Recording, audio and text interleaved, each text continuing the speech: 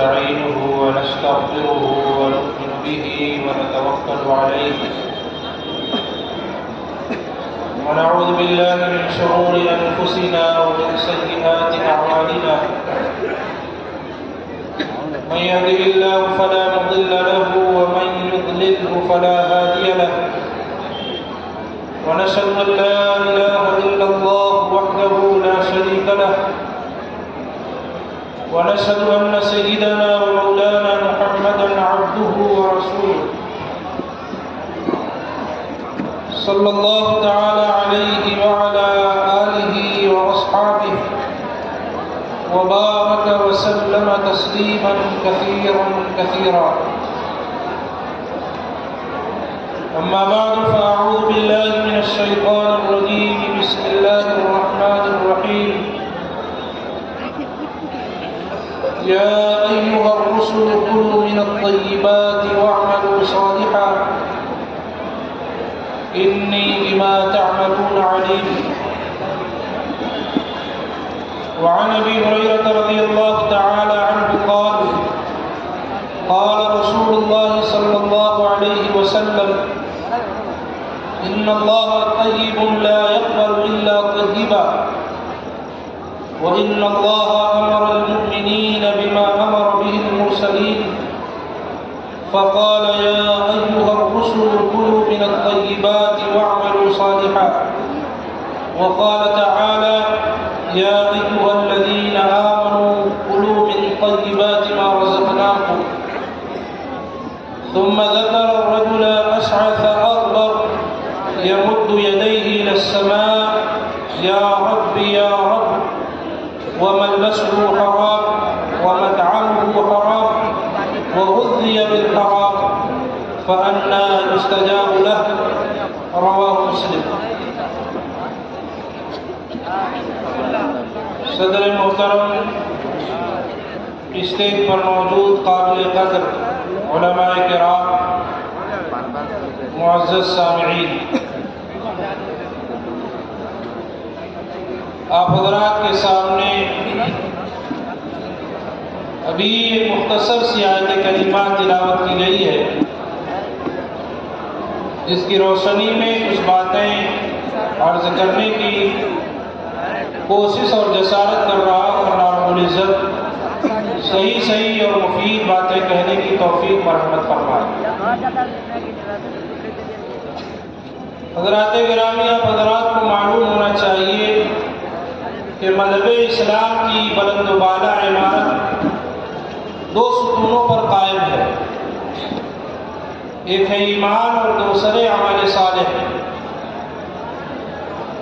گرچہ حدیث شریف میں جناب نبی کریم صلی اللہ علیہ وسلم نے ارشاد فرمایا بنی الاسلام علی خمس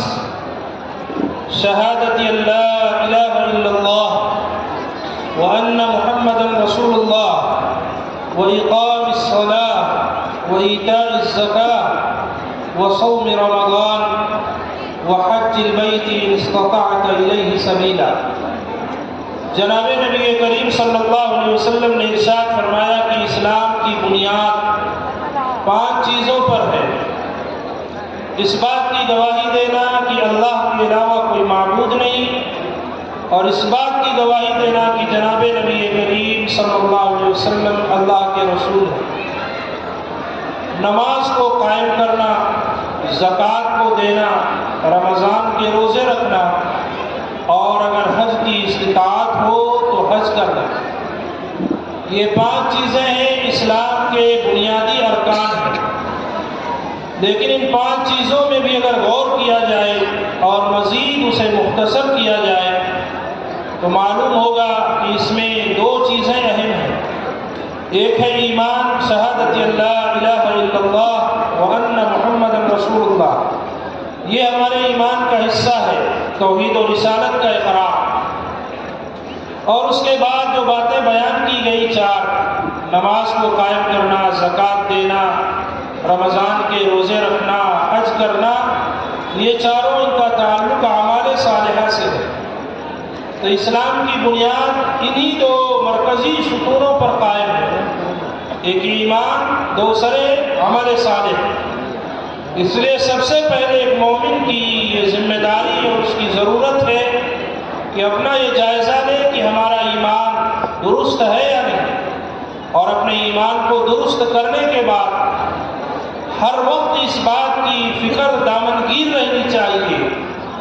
کہ ایسی چیزوں سے ہم اپنے آپ کو محفوظ رکھیں،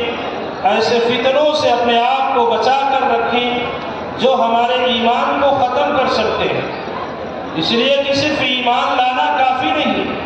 ایمان کو بچانا ضروری ہے۔ جناب نبی کریم صلی اللہ علیہ وسلم جو معصوم ہیں، آپ جو دعائیں کثرت سے کیا کرتے تھے، اس میں سے ایک دعا جناب نبی کریم صلی اللہ علیہ وسلم یہ بھی فرماتے تھے، یا مثبت القلوب ثبت قلبی علی دینی، اے دلوں کو جمانے والے، دلوں کو ثابت کرنے والے، میرے دل کو اپنے دین پر ثابت رکھیے، ایمان پر مجھے باقی رکھیے۔ صحابہ کرام نے جب بار بار یہ دعا جناب نبی کریم صلی اللہ علیہ وسلم سے سنی تو انہوں نے اپنی ذہانت سے یہ بات سمجھ لی کہ جناب نبی کریم صلی اللہ علیہ وسلم یہ دعا ہمارے بارے میں کر رہے ہیں، ہمیں سکھانے کے لیے بار بار یہ دعا کر رہے ہیں کہ ہم اپنے ایمان کے بچانے کی اللہ سے دعا کرتے رہیں، اپنے ایمان کی حفاظت کی فکر کرتے رہیں۔ چنانچہ کسی صحابی نے ایک مرتبہ جناب نبی کریم صلی اللہ علیہ وسلم سے سوال کیا، اتخاف فینا یا رسول اللہ، کہ اللہ کے رسول جو یہ بار بار آپ ایمان پر ثابت قدم رہنے کی دعا کر رہے ہیں، کیا یہ دعا ہمارے بارے میں آپ کر رہے ہیں؟ آپ کو یہ اندیشہ اور خوف لاحق ہو رہا ہے کہ کہیں ہم ایمان سے دور نہ ہو جائیں، ہمارا دامن ایمان سے خالی نہ ہو جائے۔ جناب نبی کریم صلی اللہ علیہ وسلم نے فرمایا، ہاں، صحابہ کرام جو جناب نبی کریم صلی اللہ علیہ وسلم کے تربیت یافتہ ہیں،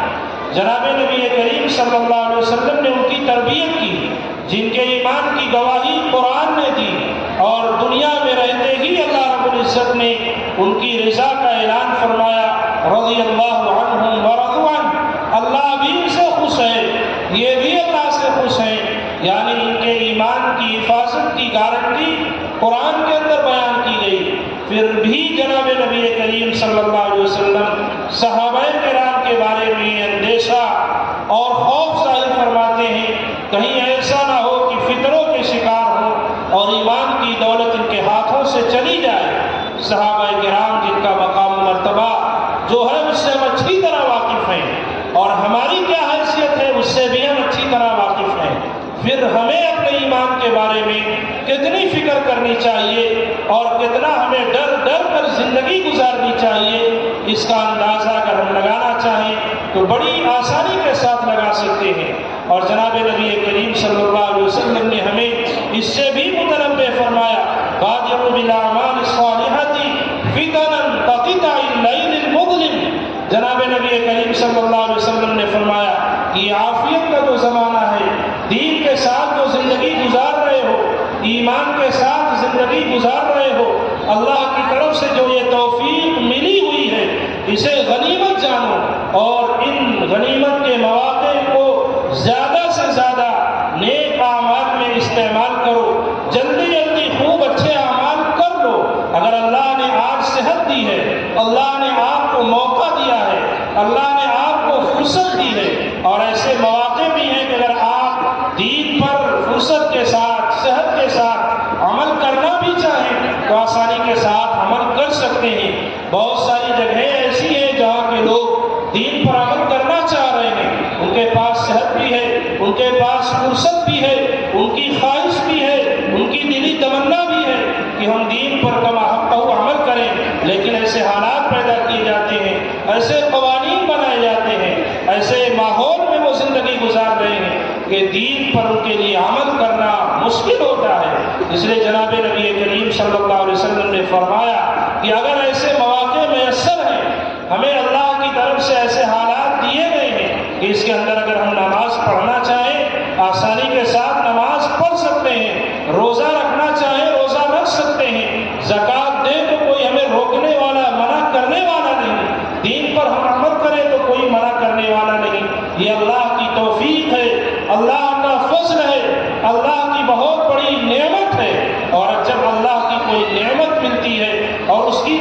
ناقدری کی جاتی ہے تو پھر اللہ تعالیٰ اس ناقدری کے وبال کے طور پر ایسے حالات پیدا کرتے ہیں کہ آدمی چاہ کر بھی پھر دین پر عمل نہیں کر سکتا۔ اگر آج ہم فرصت کے مواقع کو ضائع کر رہے ہیں، نماز پڑھنے کے مواقع ہمارے پاس ہیں، حالات ہمارے پاس ہیں، پھر بھی ہم لاپرواہی کی زندگی گزارتے ہیں۔ ہم زکوٰۃ ادا کر سکتے ہیں، کوئی ہمیں نہیں روکتا، کوئی منع کرنے والا نہیں، لیکن اگر ہم صاحب نصاب ہیں اور زکوٰۃ کی ادائیگی میں لاپرواہی اور کوتاہی سے کام لیتے ہیں تو ڈر اور خطرہ اس بات کا ہے کہیں ایسے حالات آئندہ پیدا نہ ہو جائیں، ایسے قوانین بنا نہ دیے جائیں کہ ہم چاہ کر بھی دین پر جس طرح سے عمل کرنا چاہیے عمل نہ کر سکیں۔ اس لیے جناب نبی کریم صلی اللہ علیہ وسلم نے آگاہ فرمایا، متنبہ فرمایا کہ لاپرواہی کی، غفلت کی زندگی نہ گزارو۔ اگر حالات سازگار ہیں اسے غنیمت جانو اور ان مواقع کو زیادہ سے زیادہ نیک اعمال میں گزار لو۔ کیوں؟ اس لیے کہ ایسے فتنے آنے والے ہیں کہ ان فتنوں کے اندر آدمی نیک اعمال کرنا تو دور کی بات، اپنے ایمان کو بچانا مشکل ہو جائے گا، ایمان کی حفاظت کرنا مشکل ہو جائے گا۔ فتنے اتنے خطرناک اور بھیانک ہوں گے کہ ان فتنوں کی خطرناکی کا ہم اندازہ بھی نہیں لگا سکتے۔ جناب نبی کریم صلی اللہ علیہ وسلم نے مثال دے کر فرمایا فتناً کقطع اللیل المظلم، کہ ایسے فتنے آئیں گے جو تاریک رات کے ٹکڑوں کی طرح ہوں گے۔ جیسے سخت اندھیری رات ہو، وہاں کوئی لائٹ نہ ہو، روشنی کا کوئی انتظام نہ ہو، تو ہمارے سامنے کون سی چیز ہے، ہمیں کس طرف چلنا ہے، آگے گڑھا ہے یا برابر راستہ ہے، جس طرف ہم چل رہے ہیں صحیح سالم ہم اپنی منزل تک پہنچ سکتے ہیں یا کسی چیز سے ٹکرا کر گر سکتے ہیں، ہمارے جسم کو نقصان پہنچ سکتا ہے، کسی چیز کا ہمیں اندیشہ نہیں۔ اگر سخت تاریکی کے اندر ہم جا رہے ہیں، ہو سکتا ہے ہمارے آگے دیوار ہو، کوئی بڑا پتھر ہو، اس سے ہم ٹکرا جائیں اور ہمارے جسم کو نقصان پہنچ جائے۔ جناب نبی کریم صلی اللہ علیہ وسلم نے فرمایا ایسے ہی فتنے آنے والے ہیں کہ ان فتنوں کے اندر اپنے ایمان کی حفاظت، کہ ہمارے ایمان کو نقصان نہ پہنچے۔ جیسے تاریک رات کے اندر اگر ہم چل رہے ہیں بلا روشنی کے، تو اپنے جسم کو نقصان سے بچانے کی کوئی گارنٹی اور ضمانت نہیں۔ ہم بچ بھی سکتے ہیں اور تکلیف کا شکار بھی ہو سکتے ہیں۔ اسی طرح سے اتنے خطرناک فتنے رونما ہونے والے ہیں کقطع اللیل المظلم یصبح الرجل فیہا مؤمنا ویمسی کافرا۔ وہ فتنے کتنے خطرناک ہوں گے، جناب نبی کریم صلی اللہ علیہ وسلم نے آگے مزید وضاحت فرمائی کہ ایک آدمی صبح میں مومن ہوگا اور شام ہوتے ہوتے کافر ہو جائے گا۔ فتنے کا اتنی تیزی سے شکار ہوگا کہ اسے اندازہ بھی نہیں ہوگا۔ ایسا نہیں کہ بڑا زمانہ لگے گا اور آہستہ آہستہ اس کے نظریات بدلیں گے، اس کے خیالات بدلیں گے، اس کا طور طریقہ بدلے گا اور دھیرے دھیرے وہ دین سے دور ہوگا اور دور ہوتے ہوتے وہ باطل کا شکار ہوگا اور دین و ایمان سے ہاتھ دھو بیٹھے گا۔ اتنا لمبا زمانہ نہیں۔ جناب نبی کریم صلی اللہ علیہ وسلم فرماتے ہیں یصبح الرجل فیہا مومنا، صبح میں مومن ہوگا، ویمسی کافرا، لیکن شام ہوتے ہوتے کسی فتنے کا شکار ہوگا اور ایمان سے ہاتھ دھو بیٹھے گا۔ ویمسی مومنا ویصبح کافرا، اور ایسا ہوگا کہ شام کو تو مومن ہوگا لیکن جب سو کر اٹھے گا یا رات ہی میں کسی ایسے فتنے کا شکار ہوگا کہ صبح ہوتے ہوتے وہ کافر ہو جائے گا۔ کتنے خطرناک فتنے آنے والے ہیں۔ ایسے فتنے آ بھی چکے ہیں جو طرح طرح سے بھولے بھالے اہل ایمان کو اپنا شکار بنانے کی کوشش کر رہے ہیں۔ اس لیے ہمیں بڑی ہی بیدار مغزی کے ساتھ زندگی گزارنے کی ضرورت ہے، اور اگر ایسے فتنوں سے ہم اپنے آپ کو محفوظ رکھنا چاہتے ہیں تو اس کے لیے ہمیں ایسے اداروں سے، ایسے قلعوں سے اسلام کے اپنے آپ کو اپنا رابطہ ان سے رکھنا پڑے گا، اپنے رابطے کو مضبوط کرنا پڑے گا جو حق و باطل کے درمیان خط امتیاز قائم کرتے ہیں۔ ایسے علماء سے، ایسے اہل اللہ سے اپنے تعلق کو مضبوط کرنا ہوگا جو فتنوں سے ہمیں آگاہ کریں گے، جو ہمیں بتائیں گے یہ دین ہے، یہ حق ہے، یہ باطل ہے، یہ بے دینی ہے، یہ بدعت ہے، یہ شرک ہے۔ ہم ہر چیز کے اندر تمیز نہیں کر سکتے۔ اگر ہم یہ چاہتے ہیں کہ اللہ نے ایمان کی جس دولت سے ہمیں نوازا ہے وہ دولت ہماری محفوظ رہے، وہ باطل کا شکار نہ ہو، تو اس کے لیے ہمیں اپنے علماء سے اپنے تعلق کو مضبوط رکھنا ہوگا، مدارس سے اپنے تعلق کو مضبوط رکھنا ہوگا، خانقاہوں سے اپنے تعلق کو مضبوط کرنا ہوگا۔ اگر ہم نے اپنا تعلق ان اداروں سے، خانقاہوں سے، اہل اللہ سے مضبوط رکھا تو ہمارا دین و ایمان محفوظ رہے گا۔ دین و ایمان کے محفوظ کر لینے کے بعد دوسری چیز جو اہم ذمہ داری ہے وہ نیک اعمال ہے۔ ایمان کے بعد آخرت میں درجات جو ملیں گے وہ نیک اعمال کی وجہ سے ہوں گے۔ جو آیت کریمہ آپ حضرات کے سامنے تلاوت کی گئی وہ بڑی اہمیت کی حامل ہے۔ اللہ رب العزت نے وہ حکم امت کو دینے کے بجائے، عام انسانوں کو حکم دینے کے بجائے انبیاء کی جماعت کو مخاطب کیا اللہ رب العزت نے۔ اس سے اس آیت کریمہ کے اندر جو حکم دیا جا رہا ہے اس حکم کی اہمیت کا آپ اندازہ لگا سکتے ہیں۔ اللہ رب العزت نے ارشاد فرمایا یا ایھا الرسل کلوا من الطیبات واعملوا صالحا انی بما تعملون علیم۔ اے انبیاء کی جماعت، پاکیزہ رزق کھاؤ، حلال رزق کھاؤ اور نیک عمل کرو، بے شک میں تمہارے اعمال کو دیکھنے والا ہوں۔ یعنی ایمان لانے کے بعد ہمارے جسم کے اندر جو روزی جائے وہ پاکیزہ اور حلال ہونی چاہیے۔ اللہ رب العزت نے دنیا میں ہر جاندار کی روزی کی ذمہ داری دی ہے، انسان کے رزق کی بھی اللہ نے ذمہ داری دی ہے، لیکن دنیا کے اندر جو رزق ہے وہ حلال بھی ہے، وہ حرام بھی ہے۔ قرآن نے بیان کیا ہے وَلَا تَأْكُلُوا أَمْوَالَكُمْ بَيْنَكُمْ بِالْبَاطِلِ کہ اپنے اموال کو، اپنے مال کو آپس میں ناجائز طریقے سے نہ کھاؤ۔ یعنی کچھ رزق ایسا ہے کہ وہ ناجائز ہے، اس کا کھانا جائز نہیں۔ اور دوسری جگہ اللہ رب العزت نے ارشاد فرمایا یا ایھا الذین آمنوا کلوا من طیبات ما رزقناکم، اے ایمان والو وہ پاکیزہ رزق، وہ حلال رزق جو ہم نے تمہیں دیا ہے اسے کھاؤ، اسے استعمال کرو۔ معلوم ہوا کہ رزق تو اللہ کی طرف سے مقدر ہے، لیکن اس رزق کو ہم حلال کر کے کھاتے ہیں، حلال ذریعے سے اسے حاصل کرتے ہیں یا حرام ذریعے سے ہم حاصل کرتے ہیں، اس کا اختیار اللہ نے بندے کے اوپر چھوڑ دیا ہے۔ لیکن حکم یہ ہے کہ حلال رزق ہمارے بدن کے اندر جانا چاہیے، اور یہ حکم دینے کے لیے اللہ نے انبیاء کی جماعت جو انسانوں میں سب سے افضل ہیں، سب سے بہترین جماعت کو، اللہ تعالیٰ نے اس بہترین جماعت کو مخاطب کرتے ہوئے ارشاد فرمایا یا ایھا الرسل کلوا من الطیبات، اے انبیاء کی جماعت پاکیزہ رزق کھاؤ۔ اور اس کے بعد ہی اللہ رب العزت نے یہ ارشاد فرمایا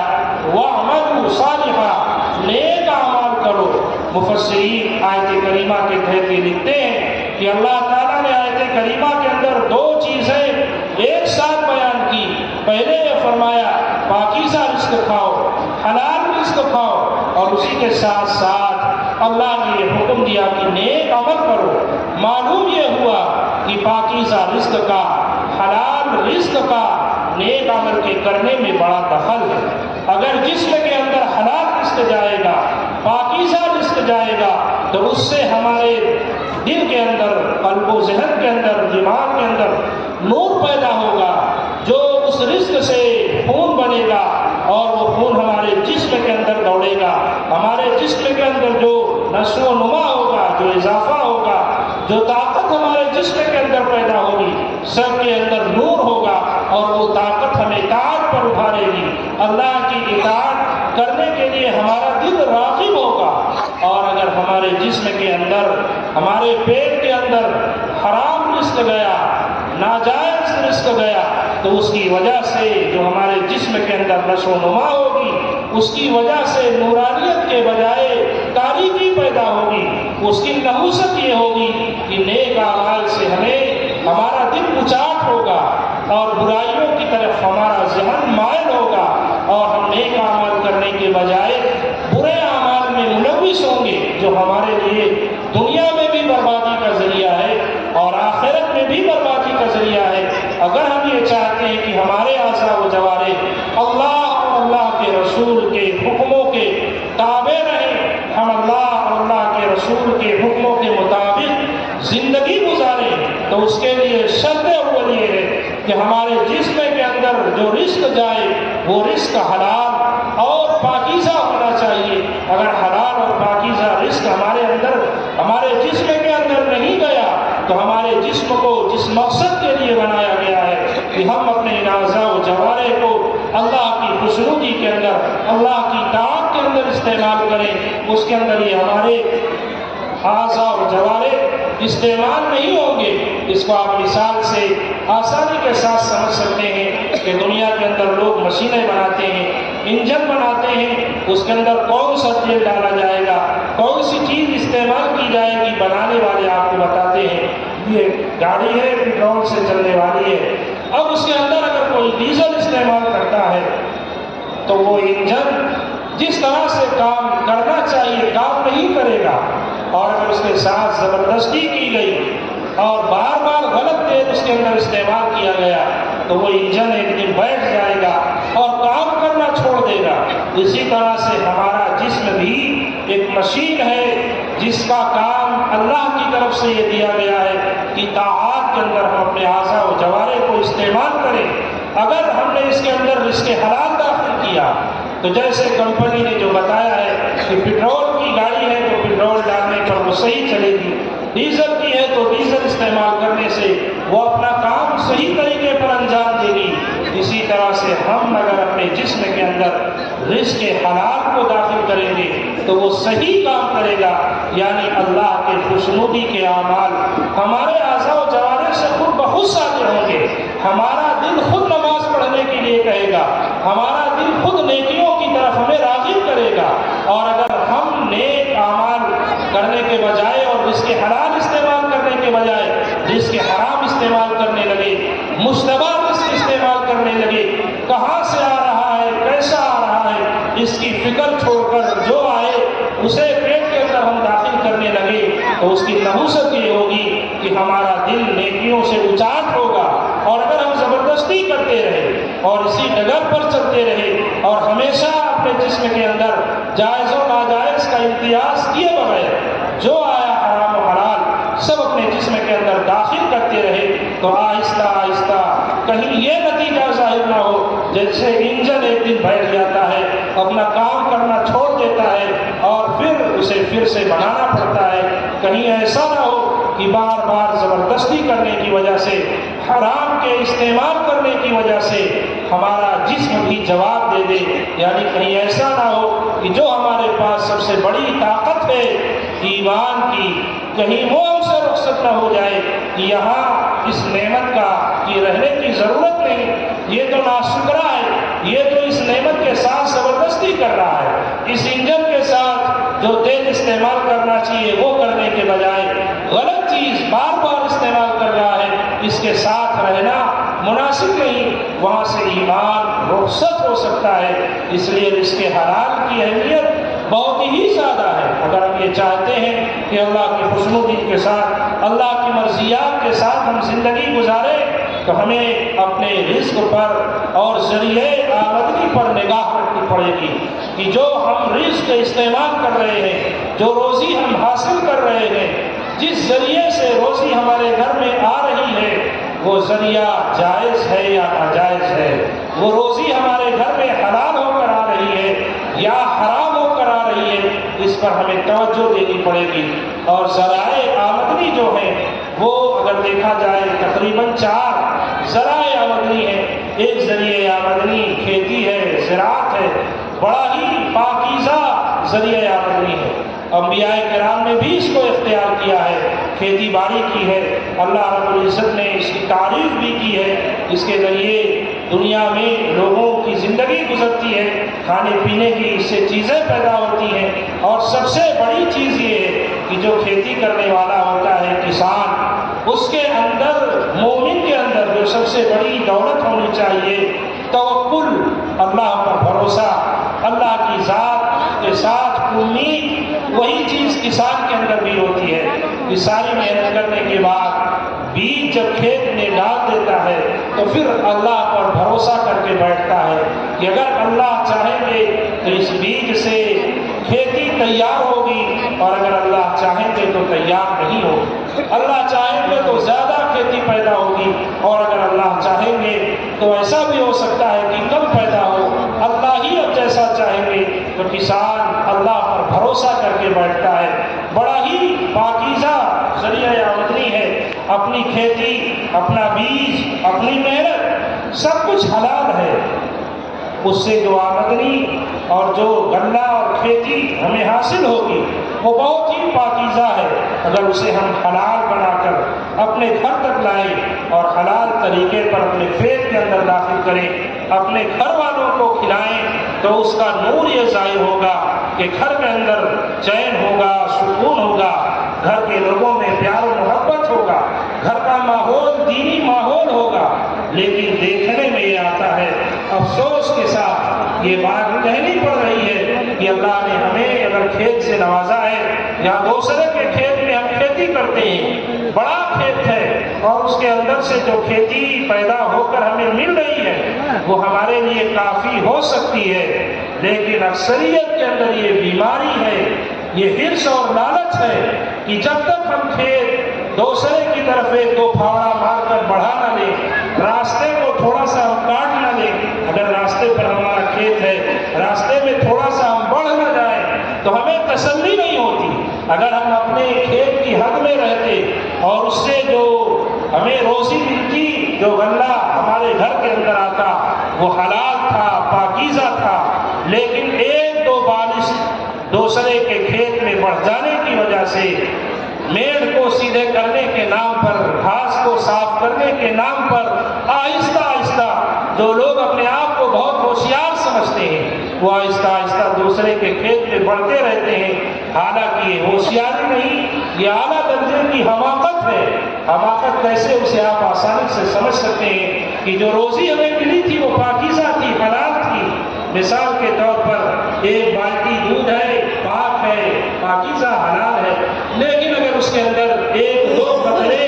پیشاب کے ڈال دیے جائے تو سارا دودھ ناپاک ہو جائے گا۔ کیا کوئی ہم میں سے ایسا عقل مند ہے جو یہ کہے کہ ہمارے پاس جو ایک بالٹی دودھ ہے اس کے اندر لاؤ دو چار قطرے پیشاب ڈال دو، دودھ دو چار قطرے بڑھ جائے گا؟ ایسا کون سا عقل مند ہے؟ اگر ایسی حرکت کوئی کرنے والا ہے تو جس کے پاس ذرا بھی عقل و شعور ہوگا وہ اسے پاگل کہے گا، دیوانہ کہے گا۔ اسی طرح سے جو روزی ہمیں کھیتی کے ذریعے سے مل رہی تھی وہ مکمل حلال تھی، پاکیزہ تھی، لیکن ہم نے اسے دوسرے کے کھیت میں ایک دو بارش اپنے کھیت کو بڑھا لینے کی وجہ سے دو چار کلو جو غلہ ہم نے زیادہ پیدا کر لیا، اس غلے کو اپنے حلال اور پاکیزہ غلے میں جو ہم نے ملا دیا، وہ سارا پاکیزہ اور حلال جو غلہ تھا اسے ہم نے ناپاک کر دیا، اسے ہم نے حرام کر دیا، اس کی نحوست سارے حلال رزق کے اندر داخل کر دی۔ اب یہی غلہ جب گھر کے اندر آتا ہے اسے ہم کھاتے ہیں تو ہمارے دل کے اندر کوئی نور پیدا نہیں ہوتا، طاعات کی طرف کوئی رغبت نہیں ہوتی، گھر کے اندر اختلاف و انتشار ہوتا ہے، گھر گھر کی شکایت ہے، باپ کو بیٹے سے، بیٹے کو باپ سے، بھائی کو بھائی سے، ہر گھر کا یہ حال ہے کہ کسی کو کسی سے شکایت ہے۔ وجہ یہ ہے کہ ہمارے جسم کے اندر جو رزق جا رہا ہے وہ ناپاک جا رہا ہے، وہ حرام جا رہا ہے، وہ پاکیزہ نہیں۔ اس لیے اگر ہم کھیتی کر رہے ہیں تو سب سے پہلی اور بنیادی جو ضرورت ہے وہ یہ ہے کہ ہمیں یہ دیکھنا چاہیے کہ کھیتی کے ذریعے جو رزق ہمارے گھر کے اندر آ رہا ہے وہ مکمل حلال ہونا چاہیے، پاکیزہ ہونا چاہیے۔ اس کے اندر ہم دوسرے کے ایک دو بالش دوسرے کے کھیت میں یا عام راستے میں بڑھ کر اپنی روزی کو، اپنے غلے کو ہم گندا نہ کریں، ناپاک نہ کریں۔ اسی طریقے سے دوسرا ذریعہ آمدنی تجارت ہے۔ تجارت بھی بڑا بہترین ذریعہ آمدنی ہے، بلکہ بہت بڑی عبادت ہے۔ جناب نبی کریم صلی اللہ علیہ وسلم نے ارشاد فرمایا، التاجر الصدوق الامین مع الانبیاء والصدیقین والشہداء وہ تاجر جو اپنی تجارت میں سچا ہو، امانت سے کام لے رہا ہو، جھوٹ نہ بولے، لوگوں کو دھوکہ نہ دے، صحیح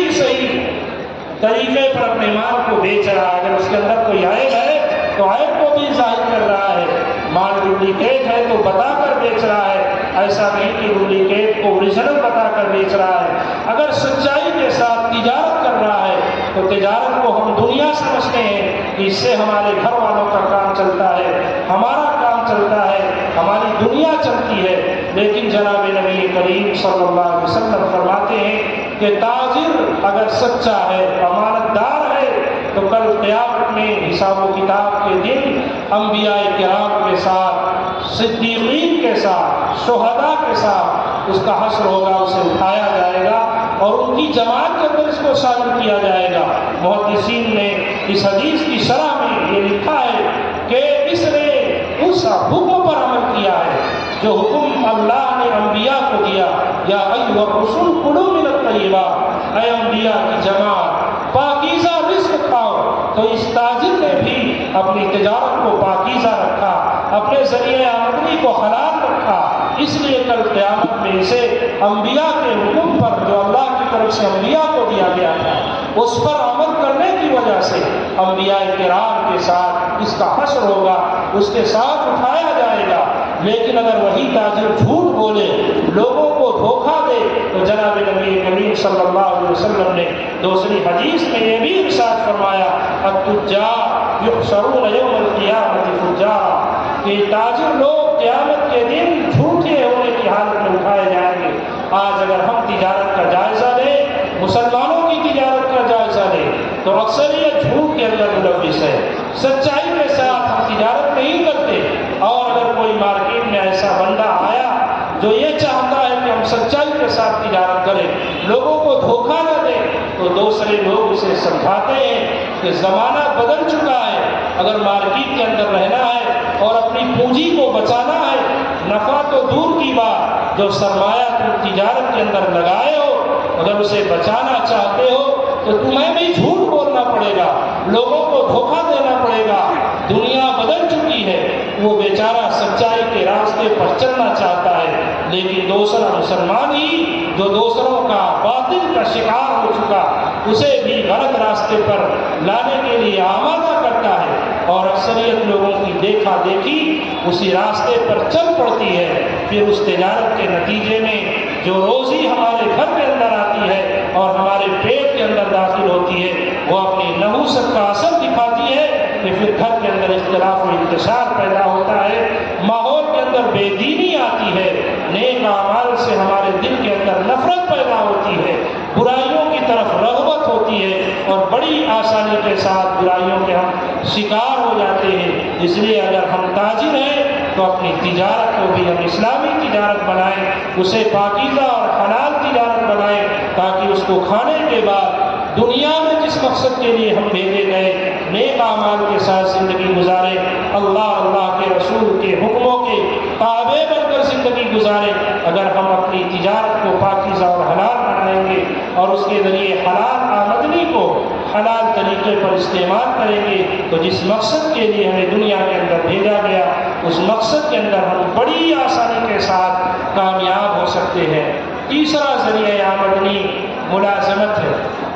کسی کے ہاں اگر ہماری اپنے پاس زمین نہیں، اپنی تجارت نہیں، تو ہمارا ایک بڑا طبقہ ایسا ہے جو دوسرے کے ہاں ملازمت کرتا ہے، نوکری کرتا ہے، لیکن اس میں بھی دیکھنے میں یہ آتا ہے کہ جتنے دیر کی نوکری ہم کر رہے ہیں، 8 گھنٹے 10 گھنٹے کے ملازم ہیں، 8 گھنٹے 10 گھنٹے کی جو مزدوری ہم لے رہے ہیں، اگر مالک ہمارے سامنے نہیں ہے تو اس کے اندر ہم کام چوری سے کام لیتے ہیں، کام کو جس طرح سے کرنا چاہیے نہیں کرتے، تو 8-10 گھنٹے میں اگر ہم 2-4-10 منٹ بھی چوری کر لیے اور اس 2-4 منٹ کی ہم نے مزدوری مالک سے لے لی، تو وہ مزدوری ہمارے لیے حلال نہیں ہوئی۔ وہ 10 گھنٹے کی مزدوری جو ہمیں پاکیزہ اور حلال مل رہی تھی، جو ہمارے پسینے کی، ہمارے جسم کی محنت کی پاکیزہ اور حلال روزی تھی، اس کے اندر 2-4 منٹ، 1 گھنٹے 2 گھنٹے کی چوری کر کے ہم نے اس کے اندر حرام کی ملاوٹ کر لی، اور پھر جب اس پاکیزہ رزق کے ساتھ حرام رزق ملتا ہے تو وہ اپنا اثر دکھاتا ہے۔ اس کو کھانے کے بعد پھر وہی معاشرے کے اندر جس کے لیے محنت کی جا رہی ہے، طرح طرح سے کوششیں کی جا رہی ہیں کہ ہمارا معاشرہ اسلامی معاشرہ بن جائے، ہمارے معاشرے کے اندر لوگ دین و ایمان پر عمل کرنے والے بن جائیں، لیکن حقیقت یہ ہے کہ جو سب سے بنیادی چیز ہے کہ ہمارے جسم کے اندر رزق حلال اگر جائے گا تو نیک اعمال کی توفیق ملے گی، اور اگر رزق حلال نہیں جائے گا تو نیک اعمال کی توفیق نہیں ہوگی۔ اس لیے اگر ہم یہ چاہتے ہیں کہ ہمارا معاشرہ، اور بنیادی طور پر خود ہم اپنے آپ کو، اگر ایک فرد اپنے آپ کو بنانے کی ذمہ داری لے لے اور یہ عہد اور یہ تہیہ کر لے کہ مجھے خود اپنے آپ کو بنانا ہے، حرام سے مجھے بچانا ہے اپنے آپ کو، ہر شخص اگر اس کی ذمہ داری لے لے تو خود بخود معاشرہ اسلامی معاشرہ بن جائے گا۔ اس لیے کہ معاشرہ ہم ہی سے مل کر بنتا ہے، ہم سے اور آپ سے، ایک فرد سے مل کر معاشرہ بنتا ہے۔ اگر ایک فرد اپنی ذمہ داری لے لے، اپنے گھر کی ذمہ داری لے لے کہ ہمارے گھر کا جو بھی ذریعہ آمدنی ہے، چاہے وہ زراعت ہو، چاہے وہ تجارت ہو، چاہے وہ ملازمت ہو، اس کے اندر ہماری یہ کوشش ہوگی کہ ہمارے گھر کے اندر رزق حلال ہی آئے گا، رزق حرام ہم اپنے گھر کے اندر نہیں آنے دیں گے۔ اگر ہم اس کی کوشش کرنے لگے تو انشاءاللہ خود بخود ہم دین پر آ جائیں گے اور ہماری زندگی دینی زندگی بن جائے گی۔ ایک اور ذریعہ آمدنی جس کے اندر ہمیں کسی محنت کی ضرورت کرنی نہیں ہے، خود بخود وہ ہمیں چیز مل جاتی ہے، وہ ہے وراثت۔ کہ اگر کوئی ہمارا قریبی رشتہ دار مرتا ہے اور مال چھوڑتا ہے تو جو اس کے قریبی رشتہ دار ہیں، اللہ رب العزت نے ان کا حق متعین کیا ہے، ان کا حق ملتا ہے۔ لیکن دیکھنے میں یہ آتا ہے کہ کچھ لوگ دوسروں کا حق دبا لیتے ہیں۔ اگر باپ مرا ہے تو اس کی جائیداد کے اگر وارث بیٹے اور بیٹیاں دونوں ہیں تو بیٹا ساری جائیداد پر قبضہ کر کے بیٹھ جاتا ہے اور اپنی بہنوں کا حصہ نہیں دیتا۔ بہنیں بھی حصہ مانگنے میں ہچکچاتی ہیں کہ اگر ہم حصہ لے لیں گے تو پھر ہم اپنے ماں باپ کے گھر کس منہ سے آئیں گے، اور اگر مانگ لیتی ہیں تو معاشرہ بھی اتنا بگڑا ہوا ہے کہ صاف صاف ان سے کہہ دیا جاتا ہے کہ اب سب کچھ تمہارا ختم، یہاں تمہارا کچھ باقی نہیں۔ اس لیے وہ اس وجہ سے کہ ہم اپنے ماں باپ کے گھر آتے جاتے رہے، بیچارے اپنے حصے کو نہیں دیتے اور یہ کہہ بھی دیتی ہیں کہ ہمیں نہیں چاہیے۔ شریعت کا یہ حکم صاف صاف آپ حضرات سمجھ لیں، جان لیں کہ وراثت کے معاملے میں شریعت کا حکم یہ ہے کہ وارث اگر یہ کہہ دے کہ مجھے اپنا حصہ نہیں چاہیے، اس کے کہنے کے باوجود دوسرے کے لیے لینا حلال نہیں ہوتا، اور دوسرا حق یہ کہنے سے معاف ہو جاتا ہے۔ میرا اگر آپ کے ذمے کوئی قرض ہو اور آپ یہ کہہ دیں کہ مجھے نہیں چاہیے تو معاف ہو جائے گا، اسی طرح میرا اگر مجھے آپ سے لینا اور میں کہہ دوں کہ میں نے معاف کر دیا نہیں چاہیے تو ختم ہو جائے گا۔ لیکن وراثت کا مسئلہ یہ ہے کہ جب تک وارث کا قبضہ اس پر نہ ہو، اس کا حصہ الگ کر کے اس کو دیا نہ جائے، تب تک وہ لاکھ کہے مجھے نہیں چاہیے، بھائی تم میرا حصہ لے لو، اس کے کہنے سے بھائی کے لیے حلال نہیں ہوگا۔ اگر بھائی بہن کا حصہ اس طرح استعمال کرتا ہے یا وہ کہتی بھی نہیں، اکثریت تو ایسی ہے کہ بغیر کہے قبضہ کیے ہوئی ہے اور اسے اپنا حق اور حصہ سمجھ رہے ہیں، اگر اس کے ذریعے جو مال مل رہا ہے اسے ہم استعمال کر رہے ہیں تو وہ مال حرام ہوگا، اور وہ جو ہمارے بدن کے اندر داخل ہوگا وہ اپنی نحوست دکھائے گا کہ نیک اعمال ہم سے ظاہر نہیں ہوں گے۔ اگر ہم یہ چاہتے ہیں کہ ہم دین پر عمل کرنے والے بنے تو جناب نبی کریم صلی اللہ علیہ وسلم نے ارشاد فرمایا، جو حدیث شریفہ حضرات کے سامنے تلاوت کی گئی، جناب نبی کریم صلی اللہ علیہ وسلم نے فرمایا، ان اللہ طیب لا یقبل الا طیبا، کہ اللہ تعالیٰ خود طیب ہے اور طیب چیز ہی کو اللہ تعالیٰ قبول کرتے ہیں۔ یعنی اگر ہم یہ چاہتے ہیں کہ اللہ کے راستے میں خرچ کریں اور خود اپنے بدن پر ایسی چیز کو استعمال کریں جس کی وجہ سے اللہ کی طرف سے ہمیں نیک اعمال کی توفیق ملے، یہ بھی اللہ ہی کے راہ میں دینا ہے کہ اپنے اوپر ایسے رزق کو ہم استعمال کریں جو رزق ہمارے لیے نیک اعمال کا ذریعہ بنے، یہ بھی اللہ کی توفیق ہے۔ اگر ہم یہ چاہتے ہیں نیک اعمال کی توفیق ملے تو اس کے لیے ہمیں پاکیزہ اور حلال رزق کو استعمال کرنا پڑے گا۔ آگے جناب نبی کریم صلی اللہ علیہ وسلم نے فرمایا کہ پاکیزہ اور حلال رزق استعمال کرنا یہ کوئی معمولی چیز نہیں ہے، یہ ایسا حکم ہے کہ اللہ تعالیٰ نے یہ حکم انبیاء کی جماعت کو دیا ہے۔ پھر جناب نبی کریم صلی اللہ علیہ وسلم نے یہی آیت کریمہ تلاوت فرمائی کہ اللہ تعالیٰ نے ارشاد فرمایا یا ایھا الرسل کلوا من الطیبات واعملوا صالحا، اے انبیاء کی جماعت پاکیزہ رزق کھاؤ اور نیک اعمال کرتے رہو۔ دوسری آیت کریمہ جناب نبی کریم صلی اللہ علیہ وسلم نے تلاوت فرمائی جس کا تعلق اہل ایمان سے ہے، یا ایھا الذین آمنوا کلوا من طیبات ما رزقناکم، اے ایمان والو جو پاکیزہ رزق ہم نے تمہیں دیا ہے اسے استعمال کرو، اسے کھاؤ، حلال کھاؤ، حرام نہ کھاؤ۔ پھر آگے جناب نبی کریم صلی اللہ علیہ وسلم نے ایک ایسے آدمی کا تذکرہ کیا، حضرت ابو ہریرہ رضی اللہ تعالیٰ عنہ فرماتے ہیں ثم ذکر الرجل اشعث اکبر یمد یدیہ الی السماء یا رب یا رب، کہ جناب نبی کریم صلی اللہ علیہ وسلم نے ایک ایسے آدمی کا ذکر فرمایا جس کا بال پراگندہ ہے، جس کا جسم گندا ہے، جس کے کپڑے گندے ہیں، جو مسافر ہونے کی حالت میں دکھائی دے رہا ہے۔ اگر ہمارے سامنے کوئی ایسا آدمی آئے جس کے کپڑے پھٹے ہوں، جس کے بال پراگندہ ہوں، جو میلا کچیلا ہو، جو بظاہر پریشان حال ہو، اگر وہ کسی پریشانی کا تذکرہ کرتا ہے تو ہمیں اس کے اوپر ترس آتا ہے اور ہم اپنی استطاعت کے مطابق اس کی ضرورت کو پورا کرنے کی کوشش کرتے ہیں۔ تو جب ہمیں رحم اور ترس آتا ہے تو اللہ رب العزت کی ذات تو ارحم الراحمین ہے، سب سے زیادہ رحم کرنے والی ہے۔ اگر اس کے سامنے کوئی ایسے پریشانی کی حالت میں ہاتھ اٹھائے اور دعا کرے، گڑ گڑائے، یا ربی کہے تو اللہ رب العزت ضرور اس کی دعا قبول کریں گے اور اس کی ضرورت کو پورا کریں گے۔ لیکن جناب نبی کریم صلی اللہ علیہ وسلم نے فرمایا کہ اس کا حال پریشان حال ہے، پراگندہ بال ہے، جسم بھی گندا ہے، کپڑے بھی پھٹے ہیں، وہ ایسا ہے کہ اس پر ایک انسان کو ترس آ جائے، لیکن اللہ رب العزت اس کی دعا قبول نہیں کرتے۔ رو رو کر، الہ کے ساتھ گڑ گڑا کر، تضرع کے ساتھ اللہ رب العزت کے سامنے ہاتھ اٹھاتا ہے، یمد یدیہ، دونوں ہاتھ کو اللہ کے سامنے اٹھاتا ہے، یا ربی کہتا ہے کہ جب بھی یا رب کہہ کر پکارا جائے اللہ رب العزت بہت جلد دعا کو قبول کرتے ہیں۔ اسی لیے قرآن کریم میں آپ دیکھیں کہ بہت ساری دعائیں ایسی ہیں جو ربنا سے شروع ہوتی ہے، یا ربی ربنا کہہ کر دعا کی جائے تو دعا بہت جلد قبول ہوتی ہے، یعنی دعا قبول ہونے کے سارے بظاہر اسباب مہیا ہیں۔ لیکن جناب نبی کریم صلی اللہ علیہ وسلم فرماتے ہیں وَمَطْعَمُهُ حرام وَمَلْبَسُهُ حرام، اس کے پیٹ کے اندر حرام رزق ہے، اس کے جسم پر جو کپڑا ہے وہ حرام آمدنی سے آیا ہوا ہے، فَأَنَّىٰ يُسْتَجَابُ لَهُ، کیسے اس کہ ہم ہاتھ اٹھائیں اللہ کو پکاریں۔ اللہ رب العزت نے قرآن میں فرمایا مجھے پکارو میں تمہاری دعاؤں کو سنتا ہوں، قبول کرتا ہوں۔ بڑا آسان اللہ رب العزت نے ہمیں طریقہ اور ذریعہ دیا، لیکن اس طریقے کو بھی ہم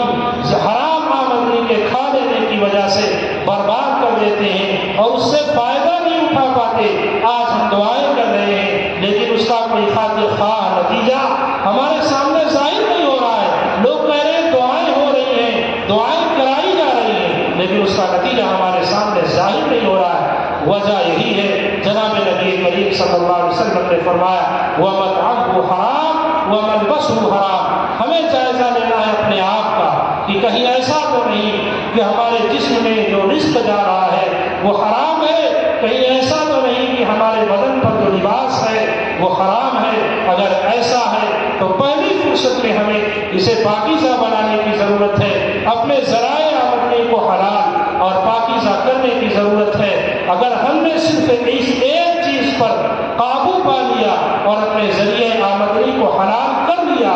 گرچہ حلال کرنے میں بظاہر ہمیں یہ معلوم ہو کہ ہماری آمدنی ساتھ آتا ہے، بڑا زیادہ آتا ہے لیکن بڑی تیزی کے ساتھ جاتا ہے، اپنے ساتھ پریشانیوں کو لاتا ہے۔ حلال گرچہ دیکھنے میں کم معلوم ہوتا ہے لیکن پریشانیوں کو بھگاتا ہے، دور کرتا ہے، اپنے پاس پریشانیوں کو آنے نہیں دیتا۔ اس لیے اگر ہم پریشانیوں سے نکلنا چاہتے ہیں، سکون کی زندگی گزارنا چاہتے ہیں، دین و شریعت پر عمل کرنا چاہتے ہیں، تو ہمیں سب سے پہلے اسی ایک چیز پر توجہ دینے کی ضرورت ہے کہ ہم اپنے رزق کو پاکیزہ اور حلال بنائیں۔ یا ایھا الرسل کلوا من الطیبات، جو حکم انبیاء کو دیا گیا اس حکم پر ہم عمل کرنے والے بن جائیں۔ اگر اس حکم پر عمل کرنے والے بن گئے تو ہم بھی دیندار ہوں گے، معاشرہ بھی دیندار ہوگا، ہمارے گھر کے اندر بھی سکون ہوگا، معاشرے کے اندر بھی سکون ہوگا، ملک کے اندر بھی سکون ہوگا۔ ایسا نہیں ہے کہ اسلامی تعلیمات صرف ہمارے لیے ہیں۔ اگر اسلامی تعلیمات پر عمل کیا گیا تو گھر کے اندر سکون ہوگا، محلے کے اندر سکون ہوگا، گاؤں علاقے کے اندر سکون ہوگا، پورے ملک کے اندر امن و امان کا ماحول پیدا ہوگا۔ اس لیے اگر ہم یہ چاہتے ہیں کہ اپنے ملک عزیز کے اندر امن و امان کے ماحول کو پیدا کریں اور خود سکون اور چین کی زندگی گزاریں، تو ہمیں اپنے آپ کو اسلامی تعلیمات کے ساتھ اپنا رشتہ مضبوط کرنا ہوگا، علماء کرام کے ساتھ، اہل اللہ کے ساتھ اپنے تعلق کو مضبوط کرنا ہوگا۔ اللہ رب العزت نے سے زیادہ توفیق، عمل کی توفیق مرحمت فرمائے۔ وآخر دعوانا الحمدللہ رب العالمین۔